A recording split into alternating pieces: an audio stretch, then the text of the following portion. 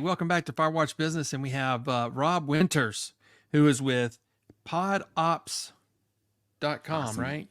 Yeah, PodOps Hosting. Podops.com. Thank you for The having me. pod, right. And the website is thepodops.com. Yep, That is the exactly. website. Has to have the "the" in there. So Yeah, thanks for right. coming on, Rob. I appreciate it, man.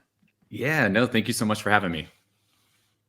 Well, as you know, my channel is about entrepreneurship and getting started and hopefully getting a side hustle going or something if you want to replace your 9 to 5 or whatever. But give us a little background on you and how you became an entrepreneur and starting, uh, you know, Pod Ops when you did. Yeah, absolutely. Like, so going way back when, or at least, to the early 2000s, getting out of college, I was living in New York at the time.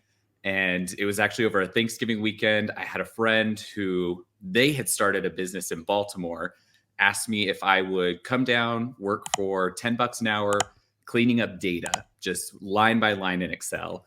And that was my first introduction into their company. And that was horrible work at that exact moment. But that ended up being a 13-year engagement working for them, where I kind of learned everything about working in a small company, a small business, how it operates, the struggles of working in a small business. And that specific company really focused on nonprofits and software development. And that's where I kind of cut my teeth in, one, how do we be scrappy? Because most small businesses, we don't have a budget for anything. And two, Right. how do you do sort of 10 jobs per person, because everybody's got to be multi-skilled and multi-talented. So I spent a lot of time with them. And then, jumping forward to 2020 is actually when I decided to, well, right before COVID hit us, that's when I was like, I'm going to start my own business. I left that company. And that's when I launched PodOps Media, which is kind of the company name, but most people know us as PodOps Hosting, and really went out on my own to do web development and digital marketing for people. And then, of course, COVID hit. So it was a very interesting experience of launching a company when the world shut down, and also trying to take all those kind of how-to skills that I think or thought I had and make them work. And you did, right? I mean, you came out and you started out as a digital marketing thing, and it's morphed into podcast hosting and even more even further. I mean, you started in 2020. When did you get into the podcast hosting? Yeah. So in 2020, myself leaning into podcasting just itself, it was just a marketing tool, really. We had a couple of podcasts, they were on Buzzsprout, and we actually started with a mobile app that was designed to bring podcast hosts and guests together. And that was the first iteration of PodOps. And the whole concept was this AI driven, bringing people together. What we found is that in the market at that time, there wasn't a lot of that, but some of the competitors who've taken off in that space today were kind of VC funded, and we just couldn't compete there. But what we really saw with our own podcast was we were burning a lot of money. So, a lot of models for the hosting companies are you're getting X hours a month per podcast, and each of those has to be a plan of $10 or $12, whatever the cost is. And that was kind of my first spark of, why do I have 3 podcasts? They each get 5 hours a month, and I'm paying $36, but I don't use all that time. And so that's where I was like, why don't we just build a platform where I can have as many podcasts on a plan as I want so that I can maximize my time? And so in 2021, we started building the platform, and it was August 15th, 2022 that we actually launched it to the public, let our first non-beta users on, which was exciting and terrifying at the same time, because it's out there in the world, so things get a little Wild West style at that moment.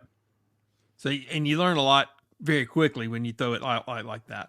Oh yeah, absolutely. And we happened to make it live on the day that we were at a conference, Podcast Movement Evolutions, in 2022. So we were also kind of selling it live, and it had gone live that day. So it was exciting. It was stressful. The whole team was very excited, but it was a new experience for sure. So in the podcasting hosting world, when you look and I guess maybe I'm wrong about this, but your focus is small business in podcasting. Is that true, or is it looking for just about? Yeah, it's kind of indie podcasters and small businesses. Those are the niche we go for. So on our platform, we don't have really any big companies. We don't have agencies. It is the indie podcaster and those small businesses. And those are the people that they really are just like us. So we understand them. We know how to support them. And that's what our business model is really centered around. And so as we create new tools, our most recent one was PodOps Connect, where we're bringing email marketing and SMS to the platform.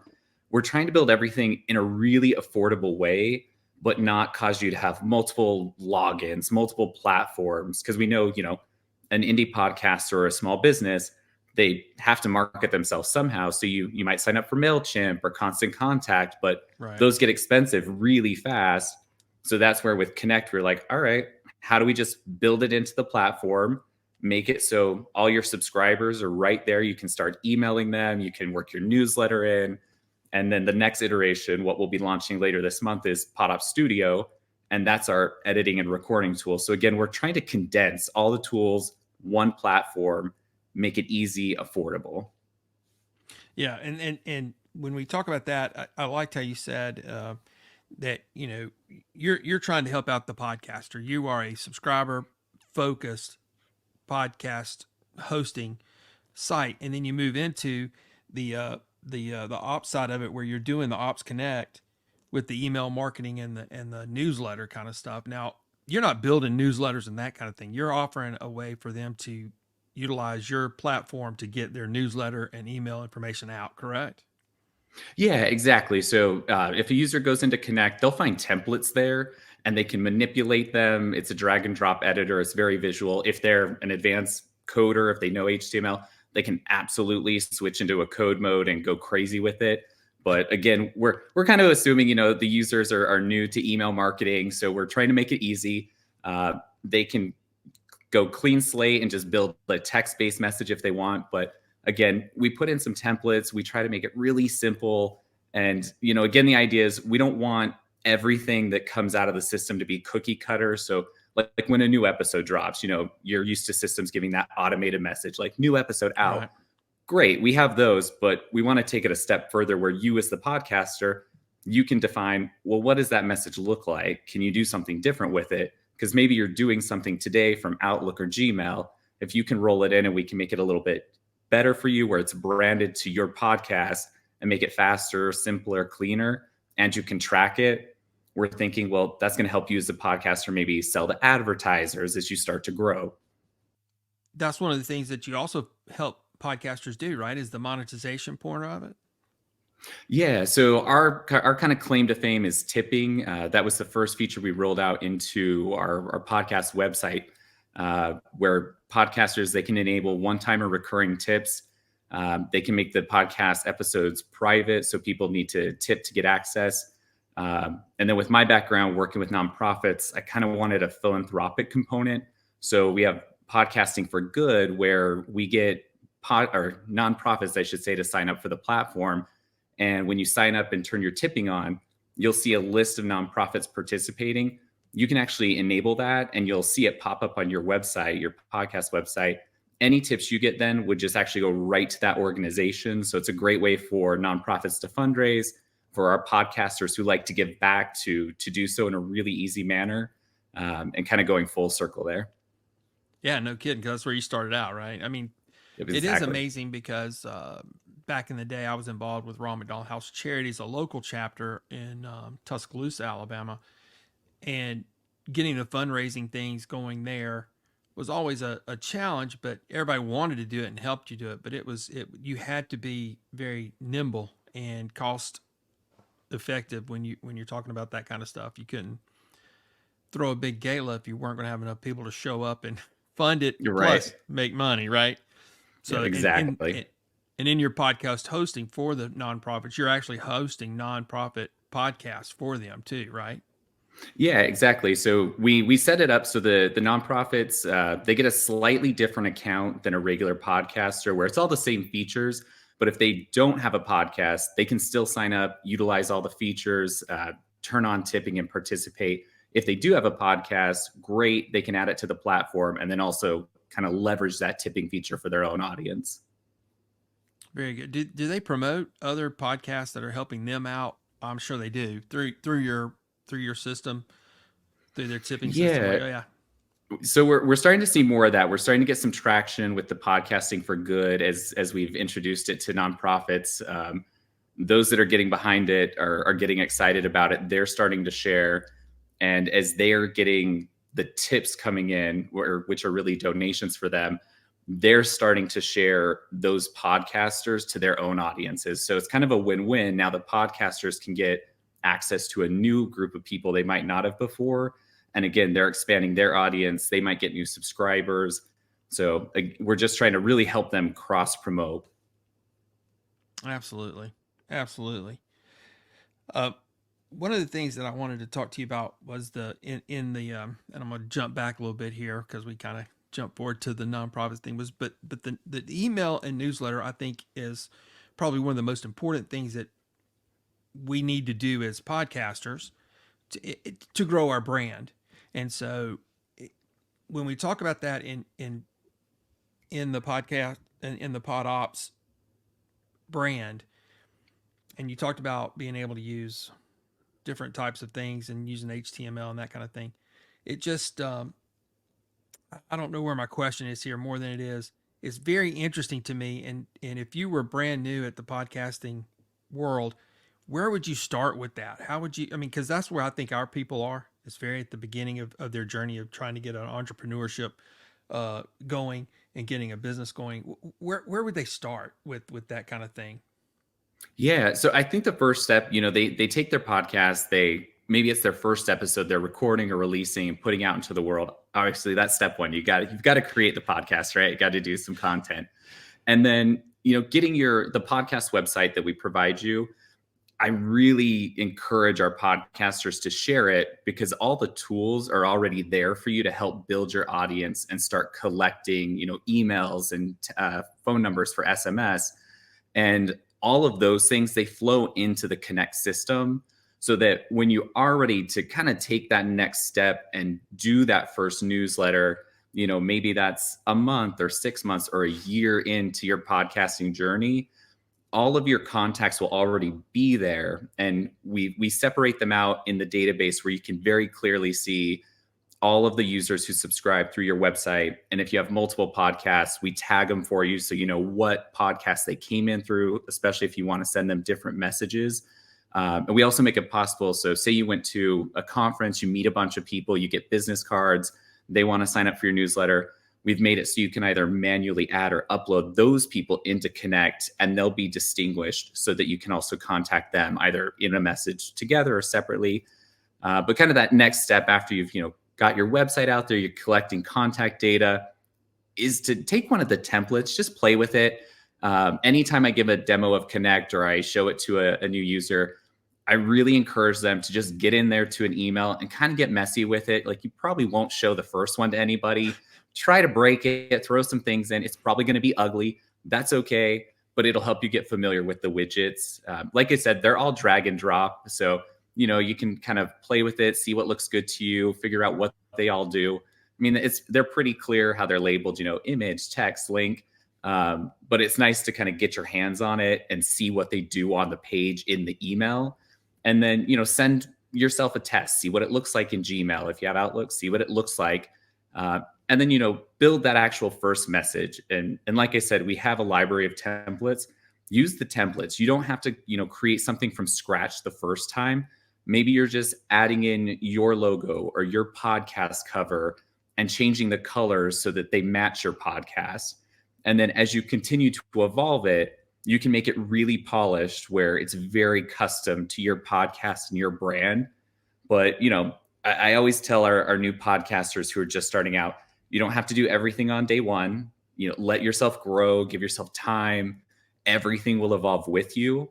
So, kind of take a breath. There's a lot of stuff in there, but, play with it, have fun. And like I said, feel free to break it because, it can be ugly for that first test. Absolutely. So do you actually do help new podcasters out in any way other than the hosting and the ops connect part of it? Yeah, so a lot of our new podcasters, we get a mix of people who sign up. So we get people who maybe they're coming from another platform. They kind of know podcasting, they're comfortable. They just import their podcast, go. They don't need any help. Then we get people who they have a lot of questions. So they, maybe this is their first podcast or they've never set one up before, or, maybe they're doing it for their business. They're trying to figure out, what's kind of a good angle. It's myself and our support team. Mainly we communicate through email, but if needed, we do hop on and have live conversations with people. I saw a review come through yesterday that we don't usually do weekend support, but one of our team members was on over the weekend helping a gentleman who is having problems publishing an episode. And he wrote a really nice review on Capterra just about the support that she provided, which, one, I appreciate because all that positive feedback really helps us. But it's just that the team here does care. So, we will, kind of handhold, we'll give you our opinion to an extent, because there is that, there's so much room and flexibility for, how should you podcast, that we can't tell you exactly how you should podcast because it's going to be different than how the next person should podcast. Right. But we'll definitely tell you, these are the basics of where we suggest you go, where you should start, what you should do. And we have tons of articles that we have on our website that, we'll reference of take a look at this. If it doesn't make sense, reach out, let us know, and we'll help you through it to that next step. And also in that vein of helping in the analytics portion of your product, there is trending analysis, right? In the actual analytics that you're giving back to the people who are listening to these podcasts. Yeah, and our analytics, we're actually about to give it a facelift, so I hope that's released around the time this episode comes out or shortly after. We're looking at adding in also, beyond just the basic data that everybody's used to of plays and downloads and shares. We've really been focused on analyzing how can we show the duration of a play for the users who are using our embed codes in our players. So that's kind of the next big thing that we're planning to release for the analytics. It's one of the biggest questions that our users ask us is, I know somebody played the episode. Did they play the whole episode? Did they play 10 seconds of the episode? So that's an area we focused on. And then we also partnered with a group called Potter Analytics that they're all about deep diving into the demographics. So that's embedded within our analytics where you can enable that and then see some really rich reporting around location, interactions, some Apple data, and some other things that are really, really interesting. So when we're talking about podcast and you've seen a ton of them start and stop, I'm sure a lot of it is keep the podcast going. You need to have content, you need to plan out your content, and you need to produce the content. And it's not, and people believe I'm gonna just start a podcast. It's easy. I'll just sit down for 30 minutes and talk. It isn't easy. It isn't easy, and it becomes you got to plan it out on what you're going to do, right? I mean, that's what we're doing here, and I would think any podcast would have to do that. What kind of advice would you give on that? Absolutely. So, a new podcaster, when they kind of get that first idea, okay, great. You've got your idea. I always recommend plan out your first 3, 4, 5, 6 shows. Make sure your idea is going to make sense, something you can really run with long term. That's something we've seen with podcasters where because everybody tells you, come up with something niche. It's got to be niche.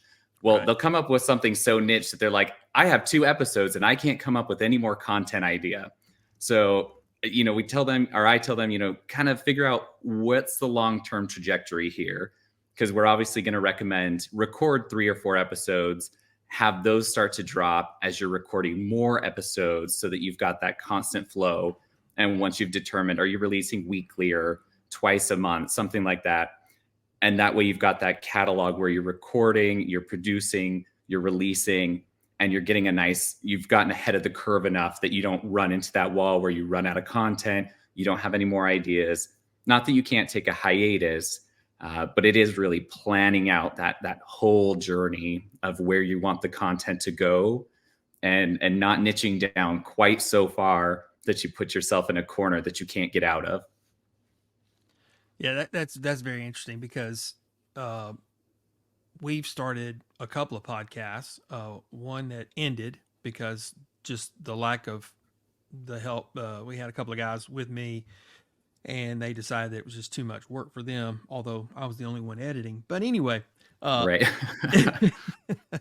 but I had another one that we started, and it's doing better than but we've been doing it now for a year, and we have a content coming out every other week. So I think it's so important for entrepreneurs, if that's something that you're going to do to either market your business or whatever, is to have that plan, like you said, and be able to sure you have something in the bag, so that if you, something does, and for entrepreneurs, it's always going to come up, right? We're always Oh going to yeah. have something come up. And so you're going to have that in the bag to keep your schedule, if that's really what you want to do. And I'm not a fan of hiatuses. Yeah, It no, kind of, I totally agree. You've got to plan it out. yeah, that's crazy. Um, the studio that's coming out, is it going to be strictly audio? No, so I'm very excited about Studio. It's been in development for a literal year. As of 2 or 3 days ago, it will also bring video to the platform. So we'll be opening video podcasting up, which is exciting because that's also been the other really big request from our podcasters, is that they want video, and we've heard them. So we, with Studio, we'll also introduce video podcasting. But we built Studio in two ways, where our current users, they can take advantage, utilize it, but we also wanted to make it accessible to people who maybe don't host with us. So if they're on Podbean, Libsyn, Buzzsprout, whatever, they can still use the recording and editing suite, and they can just download their content and upload it to their hosting provider. Kind of the sweet spot of, if they do host with us, your episodes just port right over, so they're in the system, a one-stop shop. But again, we're making it so you don't have to host with us to actually use PodOps Studio. And that's going to launch pretty soon. Then so Yeah, so we'll finish up. Studio itself will actually be wrapped up and ready to go at the end of this week. The only things that will prevent us from actually letting it go live this week is the hosting platform. We have to finish a few updates. The embed players, for example, those all have to be updated so they can handle video and show video. So a little bit of cleanup over the next 2 weeks, but by the end of March, we'll release Studio, and I'm very excited about that. I really was hoping it would be done by January 1st, but sometimes I get a little too eager and ambitious, and the development team's like, all right, take a step back. You're getting crazy. right. We'll get it done, but not in a crazy timeline.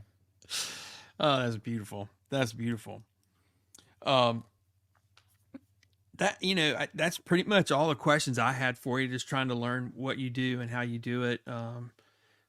And us, we have one podcast that's been going on for a year, and then this one that we just started with me hasn't been going on but a few months. So this is very interesting to me, because the subscriptions that we have and are using are many and varied, and we're in different places trying to get everything recorded and uploaded and that kind of thing. It's very, very interesting how you have come up with a place that you stop and you get to record and post all in the same place and host.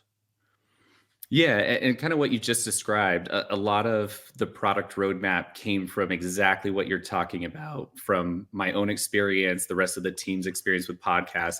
It was hosted in one place, it was marketed in another place, it was created in another place. And it was just like, oh my gosh, there's so many subscriptions, so many logins to remember, so many moving pieces. And you're kind of just constantly moving these audio and video files all over the place. And that's where, after hosting launched, it was like, there's got to be a better way to just streamline this process. So, I'm very, with Studio coming out, that's the kind of the trifecta of, now we've got the hosting, the marketing, and the editing, recording.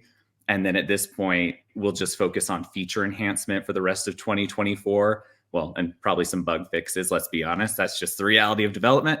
And, see what our podcasters think of the platform. Because our users, they're what really drive the roadmap. They tell us what they want, and then we build it. Yeah, that was very interesting on your website. It was like, yeah, we want your feedback and we want it now. So don't hold back. Let us know what you want so we can start working on it. That was very cool. Yeah, absolutely. And our podcasters, they're very vocal, so they are not shy. They are happy to tell us what they want. Sometimes we can't deliver, as fast as they want us to. They sometimes think you can do it same day, but we do pump things out every month, new updates. So I tell everybody, I'm like, keep the suggestions coming. We will get to them. So was there anything I missed that you wanted to cover that we needed to talk about, whether it was small business related or through the podcast world? I mean, I'd say for anybody, small business owner, uh, I meet a lot of them that don't really consider podcasting as a form of marketing. So I would say, open your mind to it. It's a very affordable way to promote your business in a new way, also add new content to your social channels. If you can work that into your schedule, because I know, small business owners, entrepreneurs are generally very busy people. But those late night hours when you're recording in the dark of your home or your home studio, it really is worth it, and it can connect you with an audience and a customer base in such a unique way that definitely give podcasting an opportunity to complement whatever you're doing with email, with social, and any other medium. Fantastic. And Rob, again, thank you so much. It's the podops.com, and link will be in the description and everything. So just thank you so much for your time and helping me out, because this helps me out more than it does you. But I do appreciate that very much and helping me out. Absolutely. Thank you so much for having me. I appreciate it.